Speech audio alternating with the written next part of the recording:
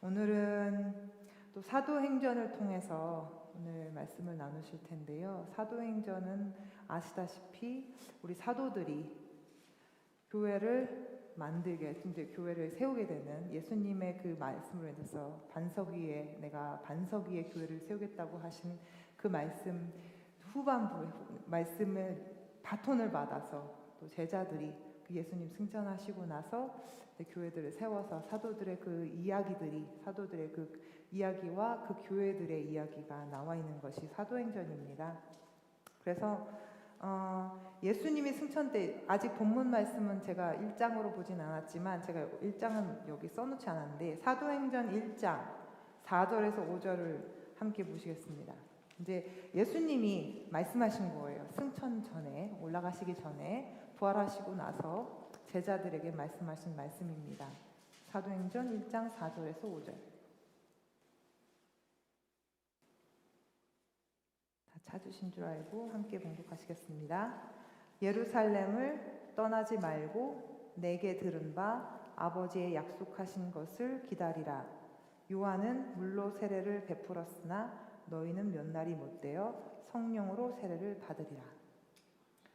예수님께서 말씀을 해주셨기 때문에 오늘 지금 사도행전 말씀처럼 예수님께서 너희는 예루살렘을 떠나지 말고 내게 들은 바, 예수님께 들은 바 아버지의 약속하신 것을 기다리라. 요한은 물로 세례를 베풀었으나 너희는 몇 날이 못되어 성령으로 세례를 받으리라. 그러면 여기서 말씀하신 예수님의 약속이 무엇을 말씀하고 계신가요? 사도행전 1장 4절에서 5절 지금 읽으신 말씀에는 예수님이 약속하신 것을 기다리라고 말씀하셨는데 어떤 것을 약속해 주셨나요? 문제입니다. 성령을 주시겠다고. 요한은 물로 세례를 주었으나 몇 날이 못되어서 성령을 세례로 받으리라 라고 예수님께서 말씀하신 것처럼 예수님께서는 떠나가시면서 승천하시면서 제자들에게 예루살렘을 떠나지 말고 여기 있어라. 몇 날이 못되어서 성령을 세례로 받으리라고 말씀해주셨습니다. 그래서 제자들이 그 말씀 그대로 예수님의 말씀 그대로 순종하면서 다 모여서 있었어요. 모여서 기도하면서 기다리고 있었죠. 그런데 2장 5절에서 13절 사도행전 2장 5절에서 13절 나와 있습니다. 앞에 함께 읽으시겠습니다. 오순절 날이 이미 이르매 저희가 다 같이 한 곳에 모였더니 호련히 하늘로부터 급하고 강한 바람 같은 소리가 있어 저희 앉은 온 집에 가득하며 불의 혀같이 갈라지는 것이 저희에게 보여 각 사람 위에 임하였더니 저희가 다 성령의 충만함을 받고 성령이 말하게 하심을 따라 다른 방언으로 말하기를 시작하니라.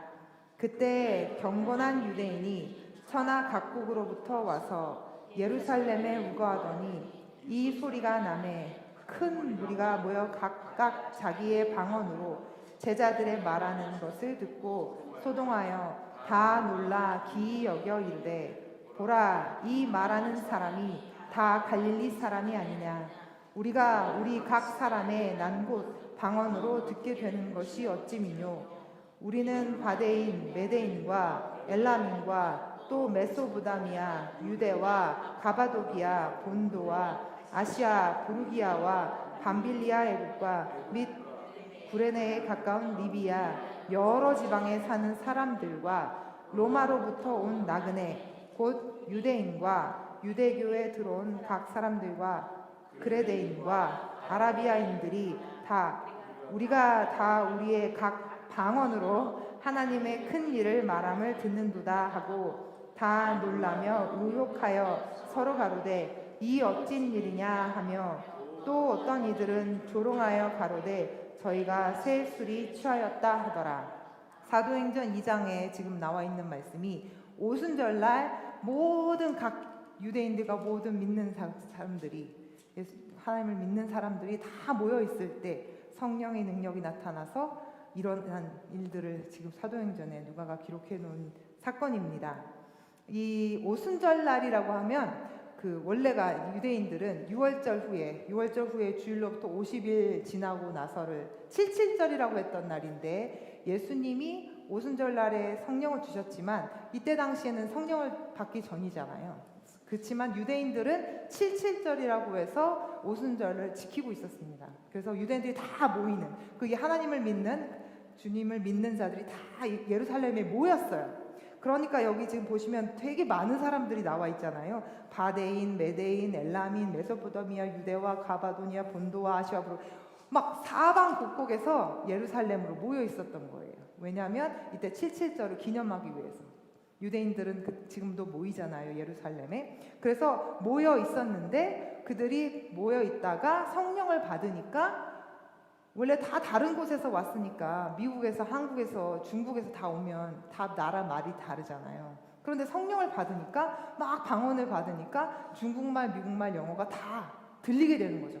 내가 중국말도 들리고 미국 영어도 들리고 한국말도 들리고 하는 것처럼 여기 이때 방언을, 성령을 받았을 때는 외국 사람들 전부 각 지역에 흩어져 있던 사람들이 만났는데도 불구하고 성령을 받고는 그 방언을 그 나라 말로 다 들은 거예요. 그때 이게 그런 일이 일어난 거예요.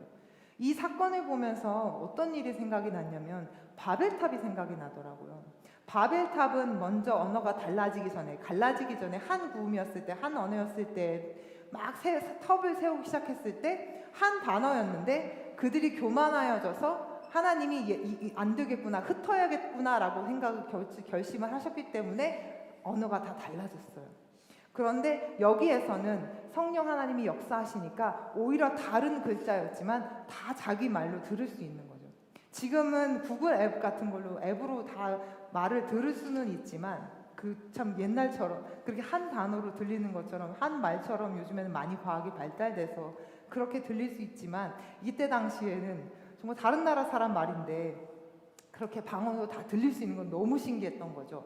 그러니까 성령을 받은 사람도 신기하고 그 성령으로 밖에서 그 사람들이 예루살렘 성전, 이 사람들이 예루살렘에 모여 있다가 성령을 받은 거니까 자기네들이 다락방에서 받았기보다 이거는 다른 사람들 앞에서 받은 거니까 모여있을 때 다른 사람들이 다 보고도 놀란 거죠. 서로가 같이 놀래요. 성령을 받은 사람도 놀래고 성령을 받은 걸 본 다른 사람들도 놀래고, 그 사건들에 대해서. 근데 놀라는 방향이 두 가지였겠죠. 한 가지, 하나님을, 예수 그리스도를 사랑하고 예배했던 사람들은 하나님의 역사하심을 찬양하고 놀란 것이고, 다른 사람들은 저거 이상하다, 저거 뭔가 이상하다라고 의혹하는 사람들이 많았습니다. 그런데 이제 이러한 사건들이 일어나니까 베드로가 얘기하는 거죠. 회개하고 예수 그리스도의 이름으로 세례를 받으라. 그렇게 선포를 합니다. 이런 일들이 일어나니까 사람들이 막 저거 뭐야 저거 웅성웅성 하니까 그 사람들한테 베드로가 선포하는 거예요. 회개하고 예수 그리스도를 영접하여 죄 사함을 받으라. 그러면서 그 베드로가 막 그때 이제 첫 번째 설교를 거기서 하게 되는데, 그때 하니까 성경 사도행전 말씀에 믿는 자가 3,000이나 더했다고, 그날에만 3,000이나 더했다고 말씀하고 있습니다. 여기서 보면 성령의 충만함, 그냥 성령 받은 거 말고 성령의 충만함을 받은 제자들이 얼마나 담대하고 얼마나 능력이 많아졌는지를 단편적이지만 우리가 볼 수가 있어요. 그게 방언만 듣고 방언만 이해하고 이런 것뿐만이 아니고 이때 성령 받은 이후의 제자들의 마음, 그 성도들의 마음, 그 마음들이 얼마나 예수님으로 인해서 가득 찼을까요? 지금 우리가 예배를 잘 드리고 나고 막 기쁨으로 막 집에 가면 막 이 안에 막 내가 이 세상을 다 가진 것 같고 내가 다 할 수 있고 막 이런 마음이 생기잖아요. 그런데 성령을 불의 혀같이 갈라지는 성령을 받았어요. 바람 소리 같은 성령을 받았어요. 그러니까 제자들과 그 성도님들의 그 마음이 성령으로 가득 차 있었겠죠. 그것이 바로 성령 충만의 능력입니다. 성령 충만을 받으시면 우리 안에 연약함이 없어지고, 오히려 목사님 말씀하셨잖아요. 우리가 우리 안에 우리 것에 취하는 것이 아니라 하나님이 기뻐하시는 모습으로, 하나님이 싫어하는 거는 우리가 다 이렇게 우리가 싫어지는 거예요. 그전에는 내가 좋아했던 것들이 만약에 하나님 앞에 온전하지 않았으면 그냥 내 마음에서 성령님이 가르쳐 주신 마음으로 그냥 그것이 싫어지고 하나님이 기뻐하시는 모습으로 바뀌게 됩니다. 그리고 여기서 제자들이 사도행전에서 너무 많은 기적과 이적들을 행하게 되는데 다 그것이 어때부터? 이 성령의 능력을 받고 나서부터. 그러면서 제자들이 점점 치유하는 능력이 생기고 담대해지고, 베드로같이 어부였던 사람들이 막 설교를 하는데 사람들이 막 뒤집어지는 거죠. 그 전에 어부였기 때문에 말을 잘 못했잖아요. 어부가 뭐 많이 공부하는 사람도 아니었으니까. 그런데 12제자 중에 어부가 많았거든요. 이렇게 보니까 미상이라고, 직원 미상이라고 써있는데 한 반 정도, 3분의 1 정도 됐던 것 같고, 그 나머지는 어부들이라고. 세리도 있었지만. 그런데 점점 늘어나게 됩니다. 그래서 12명의 제자, 베드로를 비롯한 이제 마띠아를 나중에 한 명 다시 추가시켜서 12명의 제자들이 예수님이 계실 때보다도 훨씬 더 많은 영향력을 끼치게 되고 더 많은 능력으로 치유를 하게 되고 또 예수 그리스도를 전파하게 되었습니다. 그래서 그 말씀이 요한복음 14장 12절, 이거는 안 찾으셔도 돼요. 제가 읽어드릴게요. 내가 진실로 예수님께서 말씀하신 거죠. 너희에게 이르노니 나를 믿는 자는 내가 하는 일을 그도 할 것이요 또한 그보다 큰 일을 하리니 내가 아버지께로 감이라. 예수님께서 옆에 계셨으면 사실 예수님이 다 하실 수 있는데, 왜냐하면 예수님 옆에 계실 때 제자들은 사실 예수님만 따라다니고 딱히 뭘 한 게 없잖아요. 근데 예수님이 가셔야 되니까 제자들을 불러주셔서, 예수님은 갈 준비 벌써 하시고 제자들을 부르신 거잖아요. 예수님이 모르지 않았잖아요. 예수님은 다 아시고 계셨잖아요. 승천하실 것까지, 그리고 당신이 올라가고 나면 일어날 일들에서 다 하나님은 다 아셨기 때문에 미리 어부들을, 그 제자들을 다 부를 때 어떻게 될 것이라는 걸 다 알고 계셨기 때문에 이렇게 얘기를 하신 거죠. 너희는 내가 한 일보다 더 큰 일을 행할 것이다. 왜냐하면 내가 아버지께로 가기 때문에. 그래서 이러한 일들이 그런데 제자들에게만 있었던 것이 아니고 예수님을 믿었던 그 성도님들, 지금 많은 성도님들 막 3,000명 막 이렇게 제자들이 생겼잖아요. 그분들에게도 더 많은 하나님의 능력이, 성령의 능력이 부어지게 되는 것이죠.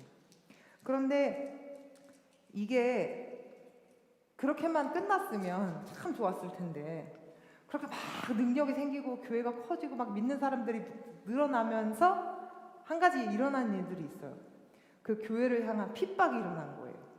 왜냐하면 예수님을 믿는 예수도를 전하는 사람들이니까 다른 사람들, 유대교인들이나 또 다른 지역의 사람들, 또 예수님을 믿지 않았던 사람들, 바리새인들, 모든 그런 사람들이 핍박이 생기기 시작하죠. 예전에는 제자들이 별 볼 일 없다고 생각하니까 핍박이 없었는데, 제자들이 점점 하나님의 능력이 전파되고 막 안진뱅이가 일어나고 죽었던 사람들, 막 베드로 지나가면 기적이 일어나서 아팠던 사람들, 지나가는데도 아팠던 사람들이 막 치유함을 받고 이겨내고 하니까 이 사람들이 얼마나 시기와 질투가 생겼어요. 그러니까 핍박과 환란이 생기기 시작하는 거죠. 그래서 말씀하신 대로 성령의 능력을 받고 나면 공격이 심해지잖아요. 그렇죠? 우리들도 많이 느끼잖아요. 우리가 막 기쁨으로 막 성령 때문에 예수 그리스도께 예배 드리고 기쁜 마음으로 갔는데 우리가 막 공격이 생겼어요. 그럼 그 예배가 드린 게 맞다고 하시잖아요. 그렇죠? 그래서 만약에 어려운 그런 일들이 있으면 그건 바로 말씀하신 대로 내가 제대로 주님을 만났다. 내가 주님을, 성령을 받았다. 이렇게 탁 무릎을 치시면서 아싸, 이거는 진짜구나. 이렇게 생각하실 수 있는 신앙이 되길 원합니다. 사도행전에는 3가지 정도로 크게 이제 큰 틀을 한번 나눠봤어요. 첫 번째는 사도행전에는 하나님이 태초에 정하신 뜻, 하나님의 뜻, 독생자 예수 그리스도의 구속 사역이 들어있고, 두 번째는 그 하나님의 뜻이 뭐냐면 하나님이 그 선교에 대한 사명, 하나님이 가지고 계시는 사명이에요. 선교를 향한, 예루살렘과 이스라엘 땅에서만 뿐만이 아니라 내가 어떻게 할 것이다 라는 그 사명이 사도행전에 나와 있고, 그 다음에 마지막 3번째는 교회의 근본이신 예수 그리스도의 성령 강림, 그리고 예수 그리스도와 성령 강림, 그분의 능력 안에서 유지되는 성령 충만한 교회의 모습, 이 3번째 거를 우리가 한번 나누려고 하는데, 이제 이 3번째, 이 초대교회를 통해서 교회론을 함께 나누려고 합니다. 사도행전 2장 42절. 이제 초대교회 모습들이에요. 사도행전 2장 42절. 함께 읽으시기 앞에 있습니다. 저희가 사도의 가르침을 받아 서로 교제하며 떡을 떼며 기도하기를 전혀 힘쓰니라. 사람마다 두려워하는데 사도들로 인하여 기사와 표적이 많이 나타나니 믿는 사람이 다 함께 있어 모든 물건을 서로 통용하고 또 재산과 소유를 팔아 각 사람의 필요를 따라 나눠주고 날마다 마음을 같이하여 성전에 모이기를 힘쓰고 집에서 떡을 떼며 기쁨과 순전한 마음으로 음식을 먹고 하나님을 찬미하며 또 온 백성에게 칭송을 받으니 주께서 구원받는 사람을 달마다 더하게 하시니라. 초대교회의 모습이었습니다. 이때 초대교회들은 사도들의 말씀을 듣고 떡을 뗐다는 것은 성만찬을 했다는 말씀이죠. 떡을 떼고 그 다음에 기도하기에 전혀 힘쓰니라. 기도에 막 목숨을 거는 거죠. 초대교회 우리 성도님들은. 그래서 교제했다는 거는 이제 우리처럼 교제를 하는 걸 말씀하시는 거고, 먼저 또 사도의 가르침. 이때는 워낙에 지금 그 제자들이 표적과 기사와 이상들이 워낙 많이 나타나니까 사도들의 그 능력이 정말 이만큼 올라간 상태였어요. 왜냐하면 하나님께서는 그 사도들과 그 교회를 통해서 하신 일들이 있었기 때문에 하나님의 그 완전히 공급하심, 그 부어주심으로 인해서 제자들이 정말 하나님 앞에서 정말 주님이 부어주신 성령의 능력을 완전히 쓸 수 있는, 그러므로 인해서 여기에 말씀한 대로 사람마다 두려워하는데, 그러니까 사도들이 예수님처럼 일을 하니까 얼마나 두려웠겠어요. 예수님이 두려워서 예수님을 십자가에 못 박았거든요. 예수님이 두려워서 십자가에 못 박았는데 그 예수님이 12명이 생겼다고 생각을 해보세요. 사람들이 물론 12명과 예수님의 능력은 너무 확연히 다르지만 그때 당시에 그 보는 사람들의 입장에서는 예수님처럼 일을 하는구나, 저 사도들이 예수님같이 일을 하는구나 라고 생각하니까 얼마나 두려워했겠어요. 그래서 사람마다 두려워하는데 왜냐하면 사도들로 인하여서 기사와 표적이 많이 나타나니까. 그리고 믿는 사람들이 모든 물건을 통용하는 거죠. 자기네들 재산이 없고 딱 이렇게 내 것 네 거가 없고, 저 사람이 이거 필요한 것 같으면 주고, 내가 없으면 저 사람이 또 나를 채워주기도 하고, 거기에 경계선이 없고, 그리고 날마다 마음을 같이하여. 그 마음을 같이 한다는 거는 쉽지 않죠. 우리가 두 사람이 한 마음으로 되기도 쉽지 않은데 그 성도님들은 다 같이 모여서 같은 마음으로, 정말 하나님이 주신 그 성령의 능력인 줄 믿습니다. 우리가 성령의 능력으로 같은 마음으로 성전에 모이고 집에서 떡을 떼고 기쁨과 순전한 마음으로 음식을 먹고 하나님을 찬미하고, 마지막으로 중요했던 거, 백성에게 칭송을 받았어요. 이 초대교회의 식구들은 백성에게 칭송을 받았어요. 왜냐하면 서로 나눠주니까. 일단 자기만 막 배부르겠다고 하는 게 아니고 나눠주니까 얼마나 사람들이 저 사람들은 참 대단한 사람들이야, 배울 만한 사람들이다, 인간적인 도리로도 그렇게 말하겠죠. 그런데 그게 오히려 더 막 성령 하나님이 해주신 그 능력으로 막 기쁨과 찬미가 막 이 안에서 넘쳐나고, 말씀하신 대로 막 만나는 사람마다 이 사람이 너무 매력 있게 보이고 너무 기쁘게 보이고 행복해 보이고, 그러니까 저 사람은 뭔가 있나 봐라고 칭송을 받았던 그런 사람들인 거죠. 그래서 기사와 표적이 계속 나타나고 하니까 성도님들이 더 따를 수 있게 되고, 이게 계속 반복이 된 거예요. 그래서 모세가 지팡이로 애굽 백성들을, 이스라엘 백성들을 이끌었던 것처럼 이 제자들에게는 그런 이사와 기적이 행해졌죠. 100% 하나님의 능력으로, 100% 하나님의 뜻으로. 제자들이 뭘 받겠다고, 제자들이 뭘 하겠다고 하는 것이 아니라 100% 아니 120% 성령의 능력으로 제자들이 표적과 기사. 그런데 제자들은 절대로 자기네들을 드러내지 않아요. 하나님께 주목한다고, 하나님께서 주신 것이라고, 하나님께 주목해야 된다고, 왜 나에게 주목하느냐, 하나님께 주목하라고 그렇게 말을 했습니다. 그래서 이 본문의 말씀들 보면 이 초대교회 식구들은 정말 가족 같은 공동체들이었던 것 같아요. 정말 가족보다 더 가족 같은 사람. 우린 요즘에 어떤 가족을 보냐면 서로 싸우는 가족들도 보잖아요. 돈 때문에 재판하는 가족들도 보잖아요. 내 거 이만큼 안 주고 싶어서 막 감추는 가족들도 보잖아요. 그런데 여기는 예수 그리스도의 몸 대신 교회, 가족 공동체여서 정말 서로 사랑하고 아끼고, 그런데 그게 누가 시켜서 하는 것이 아니라 기쁨으로 성령의 능력이 전해지니까 기쁨으로 내 것을 내어줄 수 있는, 우리 세계 선교교회가 기쁨으로 내 것을 내어줄 수 있는 그런 공동체가 되길 소망합니다. 진심으로 정말 내가 갖고 있는 게 내 거 배부른 게 아니고 내가 우리 식구들에게는 정말 줄 수 있는 그런 교회가 되기를 소망합니다. 안 될 것 같지 않아요. 마지막 때일수록 주님께서 주어주시는 그 성령의 능력으로 우리가 할 수 있는 거죠. 내가 내 의지로 그래 저 사람 힘드니까 내가 준다? 한계가 있습니다. 그렇지만 주님께서 부어주시는 그 성령의 능력으로는 제 것을 줄 수 있어요. 그만큼 또 하나님이 부어주실 줄 믿습니다. 47절에서 백성에게 칭송을 받았다고 말씀드렸잖아요. 그러니까 맞다 보니까 구원받는 사람들이 또 날마다 늘어났죠.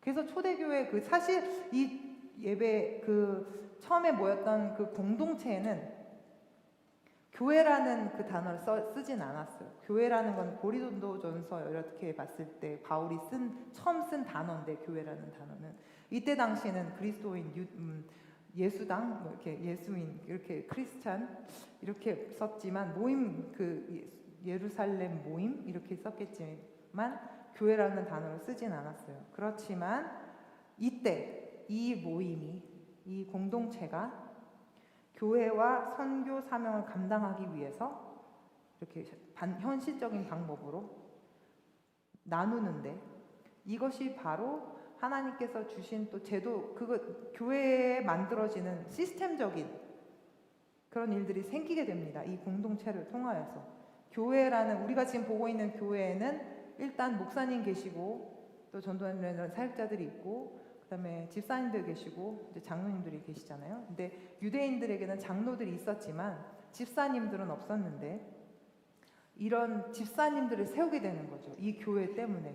왜냐하면 그 구제를 하는데 예루살렘 백성들, 이 모인 공동체에서 우리만 잘 먹고 잘 사는 것이 아니라 이제 힘든 사람들을 위해서 구제하는 마음이 생기는데, 구제하는데 헬라파랑 히브리파랑 이렇게 파들이 갈려가지고 당들이 막 나눠지다 보니까 이 사람들은 이렇게 하는데 저 사람은 왜, 이거 사람은 왜 이렇게 안 해? 아마 다툼이 좀 있었겠죠. 나는 이만큼 해줬는데 저 사람들은 왜 저 사람한테 이만큼 안 해줘? 라는 마음이 조금은 생겼겠죠.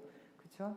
그러다 보니까 이제 마음이 맞지 않는 부분들이 좀 생겼잖아요. 그러니까 그러면 집사님이 7명, 정말 신앙이 신실하신 7명을 뽑아서 우리가 그 분들에게 직분을 감당하게 하자라고 생겨난 것이 여기 교회에서, 이 공동체에서 생겨났겠어요. 그래서 7 집사님, 그 중에서 우리가 제일 잘 아는 우리 세반 집사님이 그 중에 하나 있는데, 그래서 이 교회의 모임에, 이 처음에 이 공동체 모임은 교회의 태동이라고 붙일 수 있습니다. 왜냐하면 그 교회의 제도적인 부분들이 세워지기 시작했기 때문에. 교회라고 딱 불러지진 않았지만 교회 시스템이 생기기 시작한 거죠. 예배드리고 사도들의 말씀, 제자들의 말씀, 사역자들의 말씀을 듣고 떡을 떼며 그다음에 말씀 이제 교제하며 또 음식을 나누고 기쁨으로 예배하고, 그것이 지금 우리가 하고 있는 예배의 모습이잖아요. 그래서 그때 그것들이 점점 이제 만들어진, 이렇게 프레임이 만들어진, 스탠다드가 생긴 그 공동체라고 말씀드릴 수 있습니다. 그래서 교회는 자꾸만 커져요. 그래서 이제 점점 더 교회는 더 프레임이 생기고 스타일이 생기고 점점 더 조직적으로 움직이기 시작합니다. 그런데 아까 말씀드렸다시피 교회가 조직적으로 생기고 커지면서 또 뭐가 온다? 어려움이 온다. 교회에 막 조직적으로 막 커지면서 이제 점점 자리를 잡아가는데 어려움이 생기는 거죠. 그래서 그 어려움이 생길 때 베드로와 요한이 잡혀요. 예수님을 전한다고 잡히고, 그래서 막 교회는 기도하고. 그러니까 제자들이 잡히니까 목사님들이 잡혀가면 얼마나 힘들어요, 성도님들이. 그러니까 막 같이 교회는 기도했겠죠.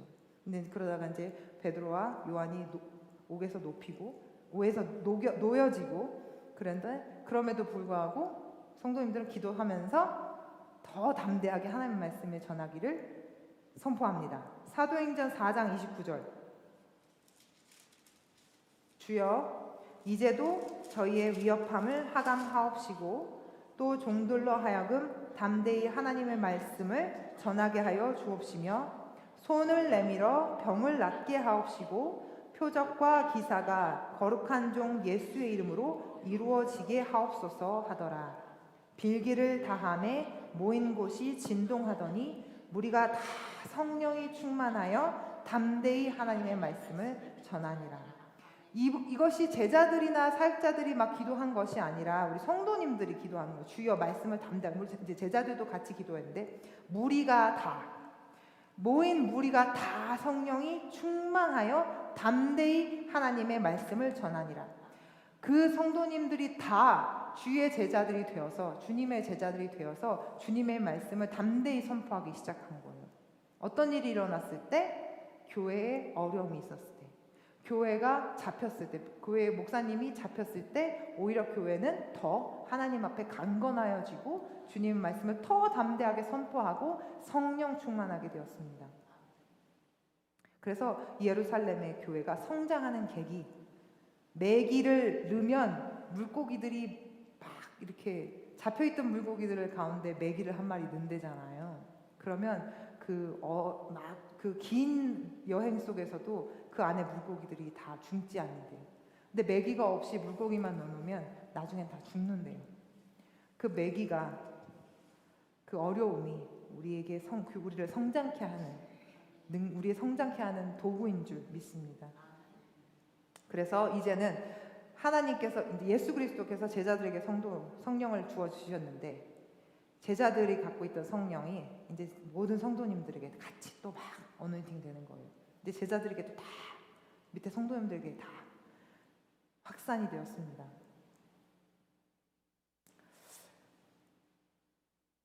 (8장 1절) 여기 본문에는 적지 않았는데 사도행전 8장 1절에 그날에 예루살렘에 있는 교회에 큰 핍박이 일어나서 사도 외에는 다 유대와 사마리아 모든 땅으로 흩어지니라. 막 능력이 생겼어요. 이제는 더 막 조직적으로 커진 성도님들이 능력을 받아서 말씀을 더 담대하게 선포했어요. 근데 큰 핍박이 또 오는 거죠. 교회가. 예전에는 베드로와 요한이 잡혔고 막 사도들이 잡혔었는데 이제는 정말 큰 핍박이 오니까 유대와 사마리아와 모든 땅으로 흩어지게 된 거예요. 사도들의 기적과 더불어, 이적과 기적을 더불어 초대교회를 향한 핍박은 계속적으로 일어났어요. 그런데 보시면 말씀드린 것지만 교회는 그럴 때마다 믿음이 작아지는 것이 아니라 점점 더 강성하여지고, 믿음이 강성하여지고 하나님의 말씀은 더 능력이 나타나기 시작합니다. 사도행전의 기록들은 제자들의 어려움과 교회의 핍박, 교회의 기도와 성장으로 계속됩니다. 사도행전에는 전부가 어려움, 딱 한 줄인 것 같아요. 사실 이 사도행전을 제가 묵상하면서 그건 그거예요. 교회는 하나님의 능력으로 강성하여지고 핍박을 받을수록 더 강성하여진다. 그래서 팔레스타인 전역에서 복음 증거를 처음엔 하다가 나중에는 사도행전 후방에는 이방인의 땅, 안디옥 교회, 소아시아, 마게도니아 땅 끝까지 전해진 복음의 내용들이 사도행전입니다. 그리고 이제 마지막 사도행전의 결론에는 이제 바울의 이야기가 나오죠. 그래서 이제 로마 감옥에 갇혀서 갇힌 자의 신분으로 더 예수 그리스도를 전파하는 그런 말이 나옵니다. 제가 도표를 그 다음에 만들었어요. 그래서 사도행전의 처음에 1장 7절은 유대인 중심으로 교회가 형성이 되다가 8장에서 12장까지는 사마리아인과까지 커지고 팔레스타인 중심으로 예수님의 말씀이 막 하나님의 능력이 나타나고 하나님의 말씀, 예수 그리스도가 전해지다가 확장이 마지막 장 28장에는 이방인까지, 안디옥 중심이라는 거는 안디옥까지도 이제 예수 그리스도님 그 교회가 커졌잖아요. 안디옥 교회를 아시죠? 안디옥 교회까지도 커졌잖아요. 근데 안디옥 교회를 통해서 이 세계 선교까지 나가는 안디옥 교회가 굉장히 중심지였기 때문에 안디옥 교회를 통해서 세계로 나가는 교회가 뻗어져 나갈 수 있는 그런 발판이 마련되게 됩니다. 이 28장까지가 안디옥 교회의 말씀들입니다. 그래서 말씀처럼 하나님의 신실하신 약속을 붙잡고 성전에 모이기를 힘쓰고 하나님을 찬미하고 성령 충만함을 구하고 기도에 힘쓰는 것, 그리고 세상의 빛으로서 그들에게 칭송을 받는 모습들, 이것이 초대교회의 모습들이었어요. 말씀, 아까 우리 사도행전 읽은 말씀 그대로, 그것이 우리가 보통 그런 말들을 많이 해요. 초대교회로 돌아가자, 초대교회로 돌아가자. 그것이 정말로 우리가 해야 될 마지막 때를 살아가는, 우리가 지금 마지막 때라고 자꾸 제가 말씀을 드리는데, 두려움과 어려움으로 우리가 그 날을 기다리는 것이 아니라 사도행전에서 그 초대교회 교인들, 성도님들이 모여서 그 주님의 말씀이 더 흥왕하여졌다고, 하나님의 말씀은 더 흥왕하여졌다고 라고 말씀하셨는데, 그런 마지막 때에는 하나님의 말씀이 더 흥왕하여질 줄 믿습니다. 우리로 하여금, 우리 모든 성도님들이 다 성령 받으셨잖아요. 아까 최대교회에서 모든 이들이 다 성령을 받았어요. 그리고 그 성령을 받아서 모든 말씀을 담대하게 증거하게 해달라고 기도하시고 그 일들이 일어났어요. 그런데 성경은 그런 게 있죠. 하나님은, 우리가 하나님의 신성에 배워서 배우고 있지만 성경은 항상 현재입니다. 하나님은 현재의 말씀을 성경을 통해서 말씀을 해주시고 계세요. 이 구약 성경이 옛날 얘기가 아니고, 어떤 믿지 않는 사람들은 이 구약 성경이 이스라엘 백성들의 역사서라고 얘기해요. 그리고 모세가 이스라엘 백성들을 데리고 홍해 건넌 거 미신이라고 얘기해요. 그냥 우리나라 단군 이야기처럼 그냥 이야기라고 얘기해요. 그렇지만 우리는 알고 있잖아요. 이것은 하나님의 이야기, 하나님께서 하신 역사들, 하나님의 일들. 그렇기 때문에 이 성경은 현재성이 있기 때문에 분명히 우리가 초대교회처럼 말씀에 집중하고 성령의 능력을 간구하고 서로 교제하며 애쓰고 날마다 성전에 모여서 기도하며 애쓰면서 우리가 그렇게 우리의 사냥을 지켜나가고 우리 성도님들이 했던 것처럼 우리의 말씀을 담대하게, 예수 그리스도의 복음을 담대하게 전할 때 분명히 예수님의 능력이, 성령의 능력이 우리와 함께 하신 줄 믿습니다. 코로나 시대를 지나가면서 지금 점점 너무 힘들어지고 있어요. 교회가 문을 닫는 교회도 많아지고, 또 어떻게 보면은 사꾼 목사들이 생겼어요. 정말 목사하면 안 되는 목사님들도 있어요. 그리고 사람들은 너무 악해져 있어요. 많이 악해져 있어요. 뉴스를 듣다 보면 이렇게 정말 일어날 수 있는 일인가 라는 일들이 많이 나타나고 있어요. 그리고 사회에서는 순리, 하나님의 역사로 가르치는 것이라, 하나님의 그 말씀하신 대로 가르치는 것이 아니라 영리로 아이들을 가르치고 있고, 정말 있어서는 안 되는 일들로 그 일들이 너무 자연스럽게 여겨지고 있어요. 하나님 앞에서는 정말 옳지 않은, 정의가 아닌, 하나님 앞에 의가 아닌 불의가 당연하게 받아들여지는 이 사회 속에 저희가 살고 있습니다. 이 마지막 때는 저도 계속적으로 하나님 앞에 묵상하면서 함께 기도 드리는 것은 교회가 살아야 하고 교회의 예배가 살아야 되는 것입니다.